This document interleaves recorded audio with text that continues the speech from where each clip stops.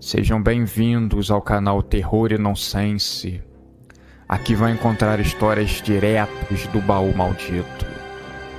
É recomendável ouvi-las com fone de ouvido. Não deixe de curtir e nos seguir aqui, ajuda bastante o nosso canal. Vamos para as histórias. Mas naquele dia estava diferente.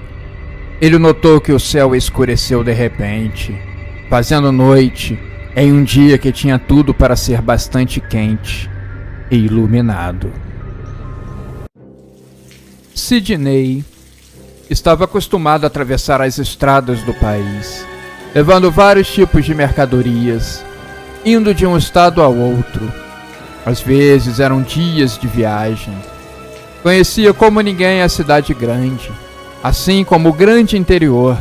Ele sabia que existiam estradas que pareciam intermináveis, com plantações em ambos os lados a perder de vista. O caminhoneiro sabia também que muitos aviões de pequeno porte sobrevoavam aquelas regiões, despejando toneladas de agrotóxicos. Ele lembrava sempre de fechar as janelas e evitar aquela nuvem de contaminação. Mas naquele dia estava diferente. Ele notou que o céu escureceu de repente, fazendo noite em um dia que tinha tido tudo para ser bastante quente e iluminado. Uma nuvem bastante carregada e escura apareceu nos céus, engolindo o sol. Uma névoa densa e úmida cobriu as estradas e as plantações. Um avião de pequeno porte começou a voar baixo. Ele apareceu no horizonte, caindo, parecia sem controle. Sidney apenas ouviu o enorme estrondo que ele fez ao bater no chão. Uma coluna de fumaça fez um contraste terrível com a nuvem carregada. Não demorou muito para que começasse uma tempestade. Jesus, Maria, José! O que está acontecendo aqui? Se lamentou o caminhoneiro, prevendo coisas ruins pela frente. Mas do céu não caía água, e sim ácido. Gotas corrosivas que queimavam a pele, destruíam plantações e transformavam carros em carroças enferrujadas e destruídas. Sidney notou com desespero que o seu caminhão estava sendo destruindo aos poucos o seu ganha-pão, algo que ele demorou décadas de muito trabalho para conquistar. Na frente, na estrada, um casal de jovens que estava em busca de uma carona. Eles não conseguiram buscar um abrigo a tempo, sucumbiram à chuva, mortos e caídos na estrada, seus corpos se desfazendo e sendo levados pela chuva. Sidney assistia a tudo estarrecido. Uma gota ácida rasgou o teto do seu caminhão e caiu no banco em que ele estava sentado, a centímetros da sua perna direita, queimando e destruindo tudo no seu caminho. O homem se assustou, mas as gotas continuaram a penetrar no caminhão, até que uma caiu na sua cabeça e a outra na sua perna, fazendo o homem gritar de dor e desespero. Ele acabou perdendo o controle do seu caminhão e acabou derrapando na pista escorregadia e capotando várias vezes, para logo em seguida ele explodir, ceifando a vida daquele pobre trabalhador. Em meio ao caos que se formava, um grupo de pessoas se refugiou dentro de um prédio abandonado. Dentro dele, a atmosfera era de desespero e incerteza. As pessoas a todo momento perguntavam o que tinha acontecido, o que tinha causado a chuva ácida. Um pastor que havia se refugiado tinha a resposta na ponta da língua. O fim, ele está próximo. Isso é mais um indício que a Bíblia estava certa. Estamos na chegada do julgamento final. Nesse momento, ele levantou as mãos para o céu, esperando o arrebatamento, que não chegou para ele naquele momento. Judite, que era uma mulher descrente, Mas naquele momento, ela estava inclinada a acreditar que isso era verdade. Ela se ajoelhou junto com o pastor, pegou na mão de uma outra mulher que estava ali, olhando para o nada, desamparada, e os três oraram para que suas vidas fossem salvas. Enquanto outras pessoas dentro do prédio tentavam processar o que estava acontecendo naquele exato momento, alguns animais estavam entrando em contato com aquele ácido, e ao invés de morrerem, eles estavam se transformando em uma coisa muito diferente. Eles estavam virando criaturas nascidas dessa chuva. Eles também tentavam entender sobre o novo mundo, entender sobre as mudanças que seus corpos estavam sofrendo. Existe sempre um salto evolutivo, mas ele é sempre devagar, passado de geração em geração. Mas nunca havia sido assim, de uma forma tão rápida. No princípio, as criaturas ficavam nas sombras, estudando seus novos poderes, espreitando a humanidade que tentava se reerguer. Mas logo, os monstros foram para o ataque. Era a hora da retomada. Aos poucos, os monstros saíram das tocas, atacando e destruindo pessoas, exércitos inteiros sendo dizimados, não tendo a mínima chance contra o enxame gigantesco de monstros.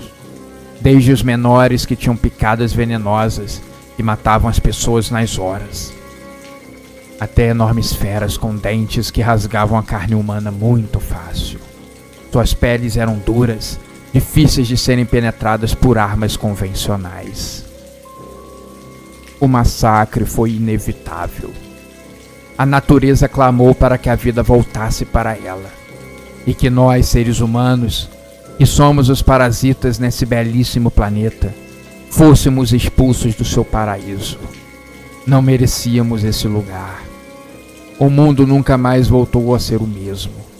As pessoas precisaram virar sobreviventes nesse novo mundo. A todo instante, elas estavam sendo caçadas. Os caçadores viraram presas, e um pequeno descuido era fatal. A esperança se tornou um luxo que ninguém poderia pensar.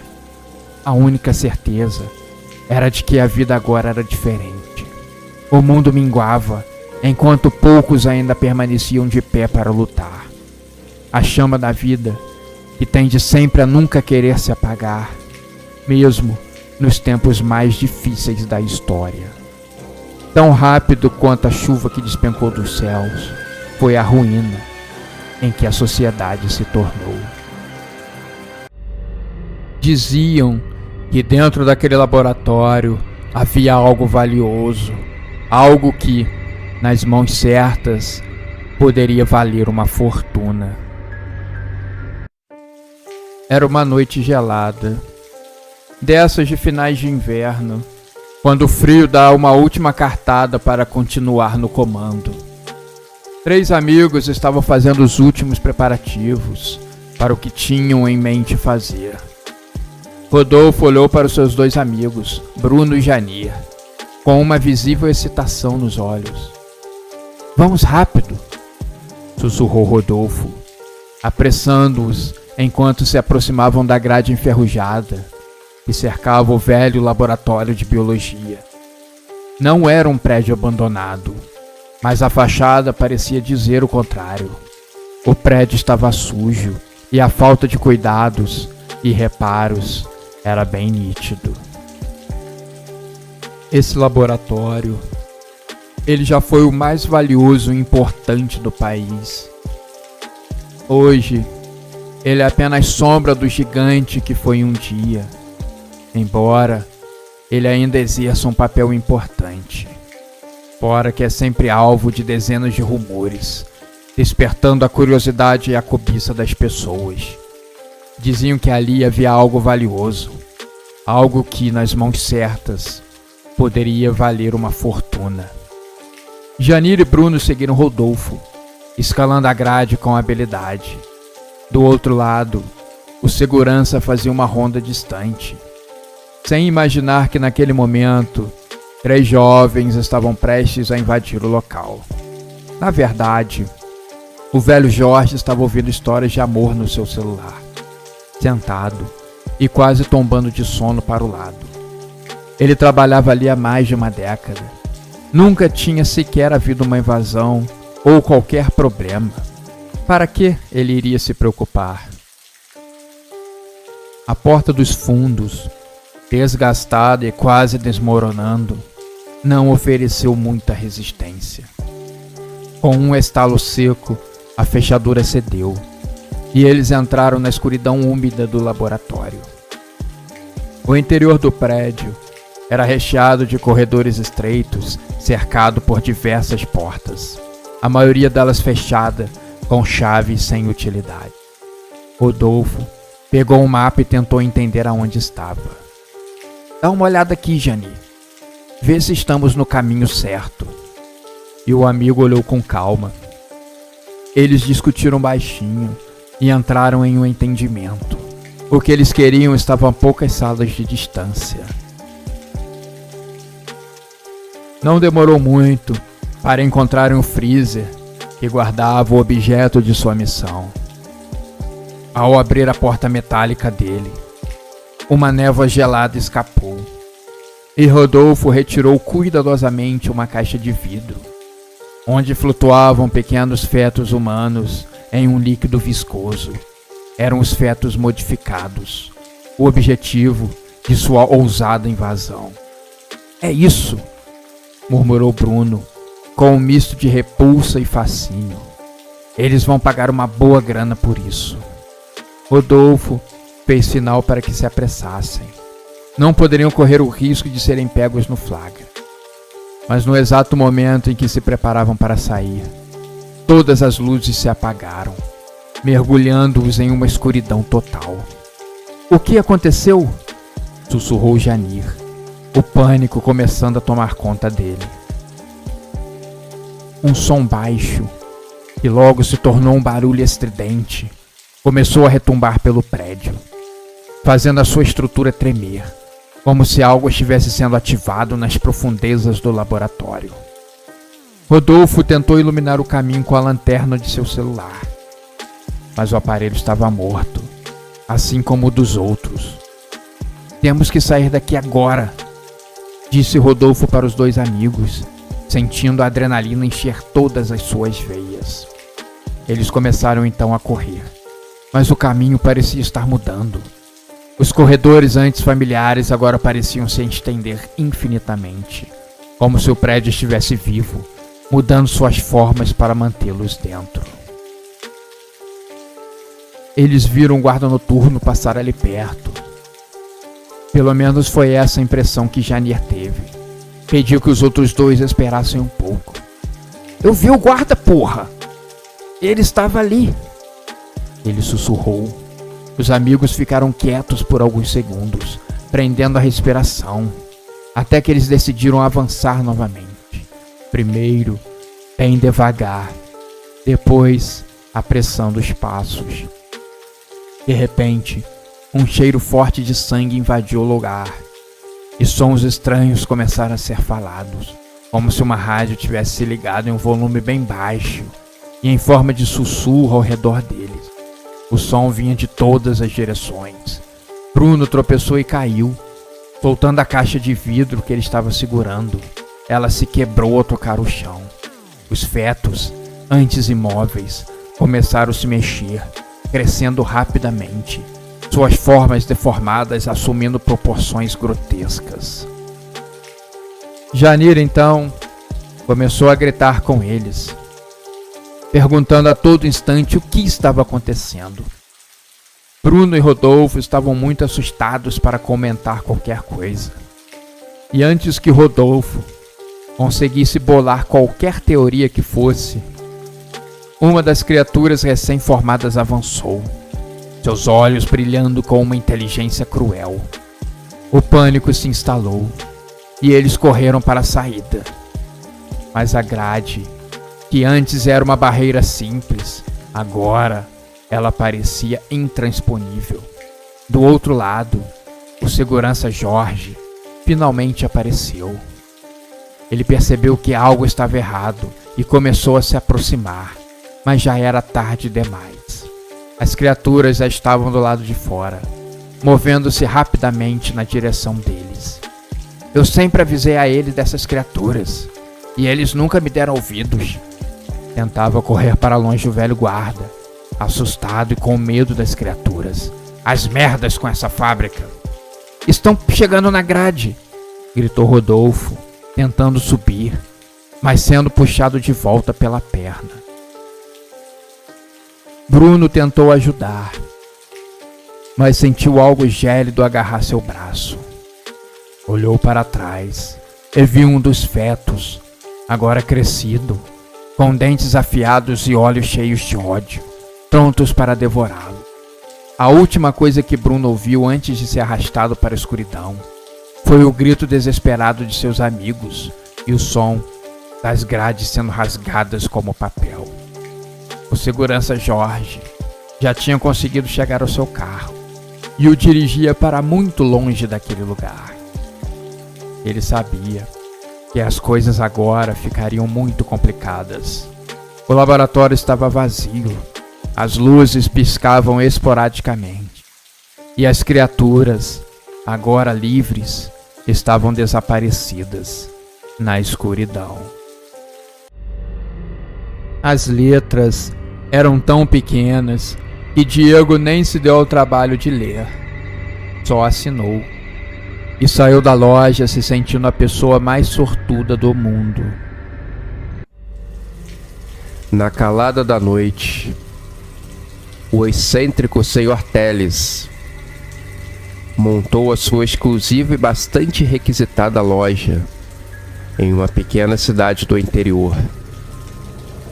Pessoas o procurariam quando souberem dos milagres que as poções e loções que ele possuía fazem. É uma loucura, mas ele esconde um segredo maligno por trás da sua generosidade. Em uma das casas da cidade, Diego via que o seu cabelo estava caindo aos montes, entupindo o ralo do banheiro. Sua mãe vivia brigando com ele por isso, como se ele fosse o culpado da sua genética gritar que ele vai ficar calvo com apenas 20 anos de idade. Uma lástima. Um ataque à autoestima da pessoa. Olha só essas entradas. Parecem mais 2 saídas de tão enormes que estão. Ele se lamentava, enquanto penteava o cabelo na frente do espelho. Clarissa estava sempre brigando com a sua pele, sempre propícia a ficar lotada de espinhas. Já usou todos os tipos de remédios, cremes, loções que existiam no mercado. Nenhum dava jeito naquelas espinhas. Parecia que todos os dias ela tinha sido atacada por um porco-espinho. Ela estava triste, mas sabia que um dia encontraria o produto ideal. Marcelo era um dos poucos policiais da cidade. Tinha uma baita fama. Extorquia as pessoas sem nenhum pudor. Ele estava devendo a um traficante local, que lhe emprestou dinheiro para ir em uma outra cidade fazer um tratamento no seu pé. Ele tinha um enorme machucado que não cicatrizava de jeito nenhum. Gastou um dinheiro imenso e o tratamento não surtiu efeito. Estava desesperado com a grande probabilidade de ter que amputar o seu pé. Tudo, menos isso, meu Deus, ele se lamentava. Navegando pela internet, Diego descobriu que havia aberto uma loja na sua cidade, que prometia todos os tipos de poções, cremes, remédios caseiros e etc., para a cura de diversas doenças. O que mais chamou a sua atenção foi a parte do "temos uma loção que cura a calvície em poucos dias". O semblante de Diego mudou na hora. Super animado com isso, decidiu olhar o endereço da loja e dar um pulo lá. Quando Diego chegou na loja, viu que existia uma fila imensa de pessoas na sua frente. Também pudera. Uma loja nova na cidade, ainda mais prometendo tudo aquilo, encheria fácil de curiosos. Mas as pessoas normalmente sempre estão com algum problema que escondem dos outros. Faz parte. As pessoas não gostam de demonstrar fraqueza. Quando chegou na sua vez, Diego logo explicou o seu problema. O Sr. Telles coçou o queixo. Algumas outras pessoas já haviam pedido. Isso era algo muito trivial. Ele abriu uma gaveta e retirou de lá o frasco com a loção. Use essa loção como shampoo por uma semana, todos os dias. Depois de um tempo, vai perceber que vão começar a nascer novos cabelos. Você deseja mais alguma coisa? O velho Telles aparentava ser uma pessoa muito sábia e confiante. O jovem se encheu de felicidade. Quanto que é o valor? Nessa hora, o velho riu e respondeu: Nada nessa vida é de graça, meu jovem. Mas o meu pagamento virá logo. Existe um preço a ser pago. Mas nesse momento, você pode levar a loção, sem precisar deixar nenhum centavo. Só precisa assinar esse termo de responsabilidade aqui. As letras eram tão pequenas que Diego nem se deu ao trabalho de ler. Só assinou e saiu da loja, se sentindo a pessoa mais sortuda do mundo. Assim como Diego, Clarice e Marcelo estavam muito felizes com as suas aquisições. Clarissa passava o creme com ambos os dedos na pele e já conseguia perceber em poucos minutos de ativação do produto que as espinhas estavam secando. Em breve elas cairiam do seu rosto, como prometido pelo misterioso Telles. Seu rosto ficaria lisinho, como uma boneca de porcelana. Marcelo colocou a atadura milagrosa. Dentro do pano tinha um líquido que curava feridas. O prometido é que em pouco tempo cicatrizaria, e ele não precisaria ter que amputar o pé ou nada parecido. Marcelo até conseguiu calçar um tênis com uma meia, coisa que ele não estava fazendo antes. Uma bênção. Estava feliz depois de muito tempo. Já Diego tomou um banho demorado, massageando todo o couro cabeludo.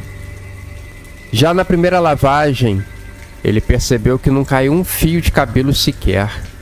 Um milagre. A cada banho, ele enchia a mão com um tufo enorme de cabelos. Aquilo, antes mesmo da primeira semana, já estava fazendo efeito. Mas algo ainda martelava sua mente. Existe um preço a ser pago. Qual seria? Ele tinha medo de descobrir. De noite, Diego leu um livro e, cansado, apagou as luzes e adormeceu. A cidade inteira estava dormindo. Boa parte dos seus moradores felizes com um remédio para os seus males. O Sr. Telles era um homem incrível. Por falar no curandeiro, ele estava sozinho dentro da sua loja. Estava na parte de trás, um galpão, aonde ele organizava e colocava um líquido em dezenas de potes de vidro, de variados tamanhos. Ele cantarolava uma bela canção, sempre repetindo no refrão: sempre um preço a ser pago.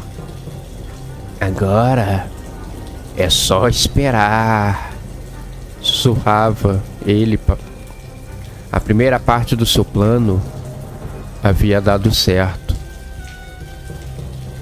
Enquanto Diego dormia, um pequeno demônio formou uma protuberância na sua cabeça.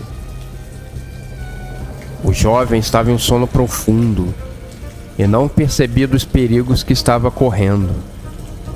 Esse pequeno demônio, já sabendo da sua missão, com um movimento certeiro decepou a orelha de Diego e saiu correndo, enquanto o jovem acordou assustado e gritando de dor.